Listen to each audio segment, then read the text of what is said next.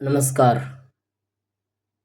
आखिर ईरान जिस तरीके को निकालता रहा, अमेरिका ने तो हचक्का हो गया कि किस तरह और किस जगह से एक बात को एंड पर लाऊं और लाने से पहले एक ऐसे अंजाम को वारदात करूं कि मतलब एक ऐसे स्थिति को स्थिति को बताएं कि देखिए, ईरान हमारा कुछ ही नहीं कर पाया, क्योंकि ईरान से पहले वेनेजुएला के तरीकों को अपनाने की जिस प्रकार से एक नीति चलने चलते आ रही थी कि चले और युद्ध करें और जितने प्राकृतिक संसाधन हैं उनको रख लें। उसी हिसाब से तो रखा गया कनाडा को भी अपने सोच में कि 51वां राज्य 51th स्टेट का दर्जा दिया जाएगा और साथ में मिला लिया जाएगा। नहीं मानने पर बहुत कुछ किया जाएगा। बात तो क्यूबा की भी थी, क्यूबा में भी और वेनेजुएला में भी, और अब ईरान, जहां ये पूरी तरह टूटते और बिखरते नजर आ रहे हैं। इस तरह से कि सीधे सीधे एक चैलेंज जिसको ईरान फेस कर रहा है और एक उस तरीके से लड़ रहा है जिसको कभी ना ही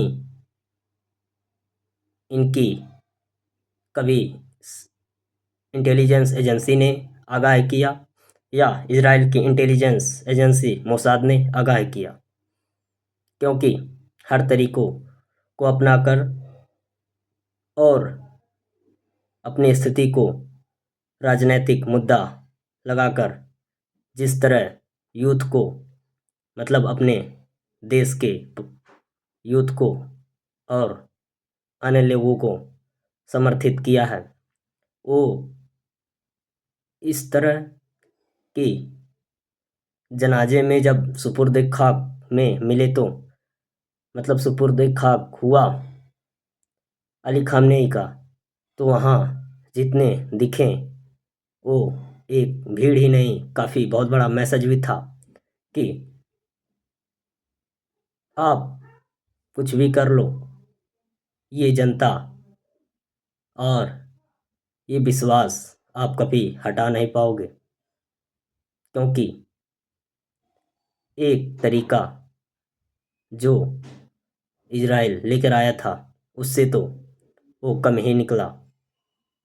कि इजराइल का कहना एक ऐसे इसी पॉइंट पर हमला कर दिया जाए कि और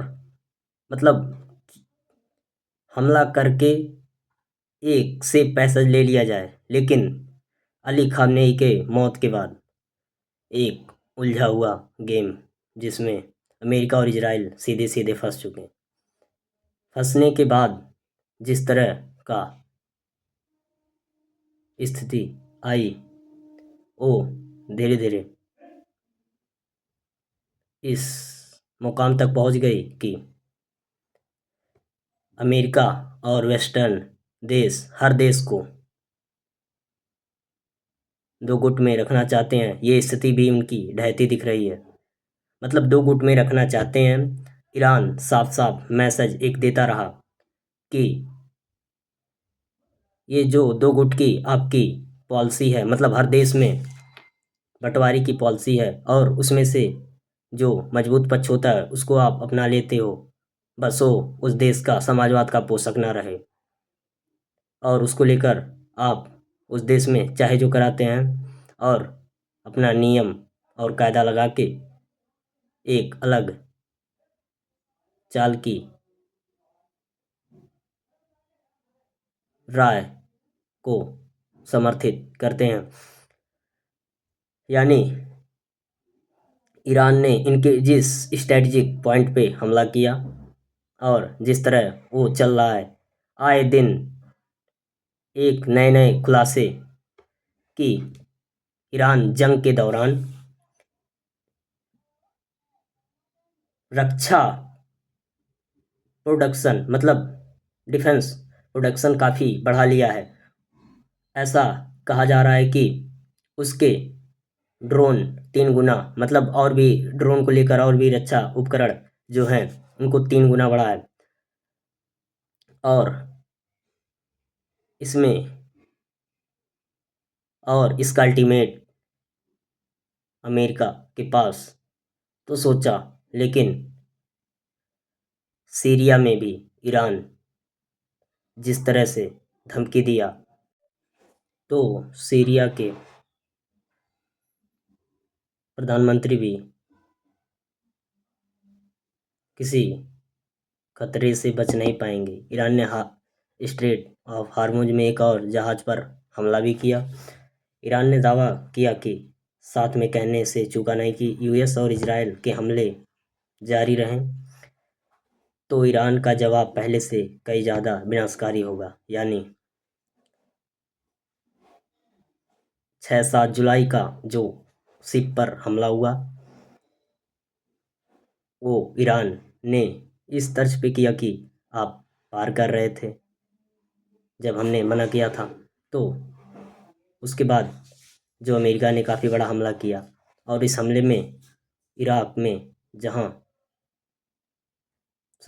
में जहाँ अमेरिका हमला किया था वहाँ ईरान के सुप्रीम लीडर अली खamenei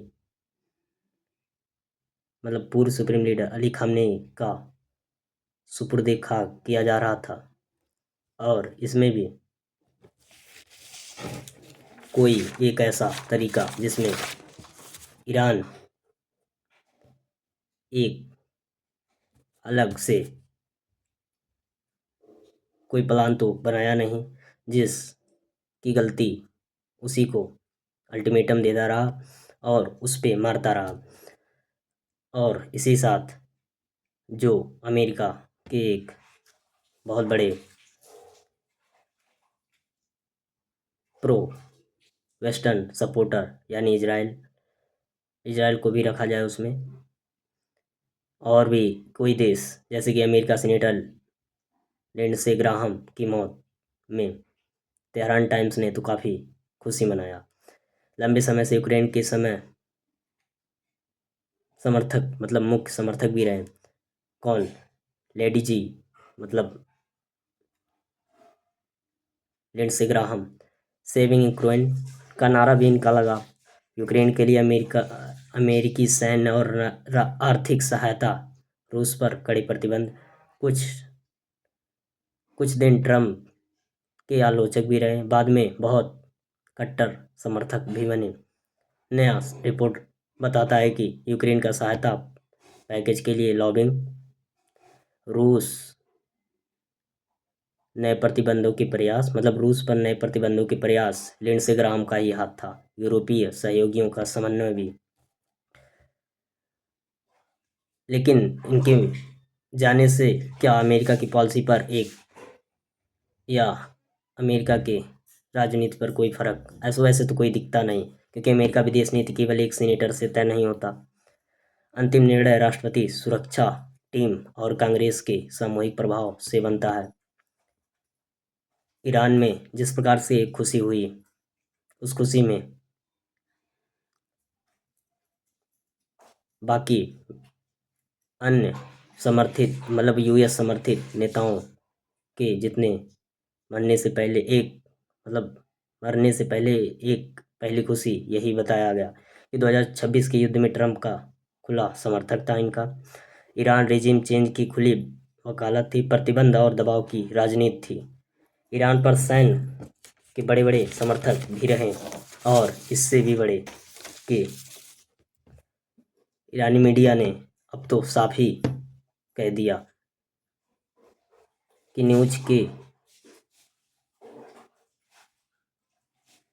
मतलब हिसाब से, जिस हिसाब से वो कहा कि ये अपराधी अपने बिस्तर पर शांति से मरने की इच्छा अपने साथ ही अपनी कब्र में ले जाएंगे, वो इतना कुछ नेताओं को लेकर कहा, मतलब वसूलों से भटका नहीं ईरान, जिस हिसाब से काम किया और अपना एक योगदान रखा युद्ध में जनता के साथ, वसूलों से भटकने आज तक 100 प्लस दिन में, मतलब 100 से ज़्यादा दिन में कभी भटका नहीं।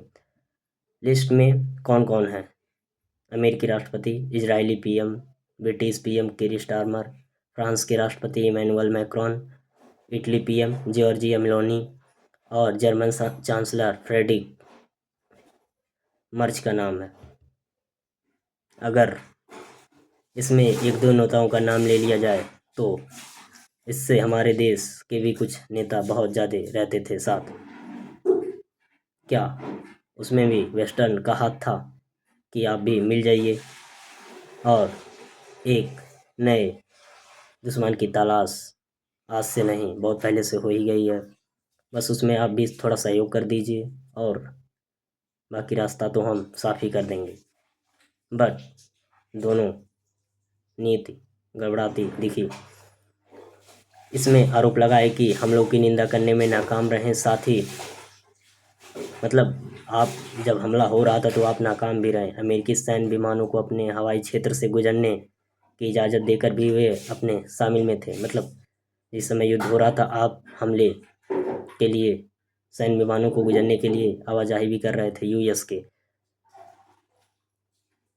मतलब ईरान पर जब हमला हुआ अली खामनेई के, उस समय मुज्तबा खामनेई भी वहाँ थे,